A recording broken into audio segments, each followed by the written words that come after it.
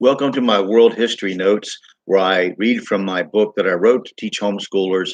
A Bible believer looks at world history.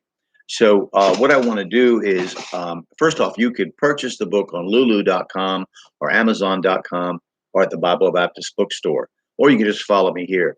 Now, we're talking about the plagues the Bible talks about on Egypt, um, uh, in the Exodus. I'm going to begin. In just a second here. With regard to the plagues that God sends to the Egyptian nation with Moses announcing them beforehand, there are some interesting facts. While many agree that the direct correlation between the specific plagues and specific gods of Egypt is incomplete, it is apparent that God demonstrated his power over the gods of Egypt through these plagues. With turning the Nile to blood, we have Khnum, Khnum, creator of water and life, Hapi, the Nile god, and Osiris, who had the Nile in his bloodstream. The frogs, the lice, and the flies might have been Hecate, goddess of childbirth, whose symbol was a frog. The plague on the cattle might be against Hathor, mother and sky goddess, whose symbol was a cow, or Apis, the bull god. I'm not sure about the boils, but it might be interesting to investigate it. The hail could be for Seth, the god of wind and storm. The locust could be against Isis, goddess of life, and Min, goddess of fertility and vegetation and protector of crops.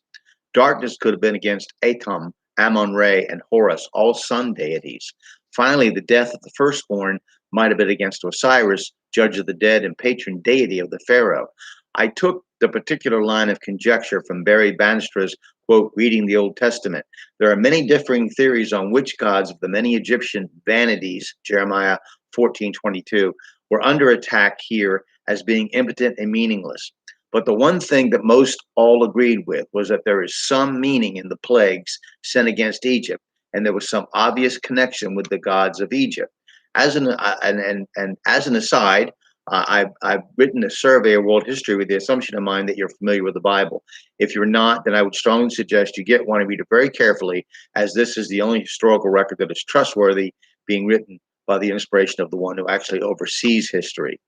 The Ipuwer papyrus, I'm going to talk about next time, and then we'll begin. So if you don't agree with my conclusions, that's fine, but at least you should know about these things that I talk about. So I hope that you are interested in world history and starting from the beginning and using the Bible as a base, and we'll get into other historical records here presently. Thank you, and that's all I'm going to do today.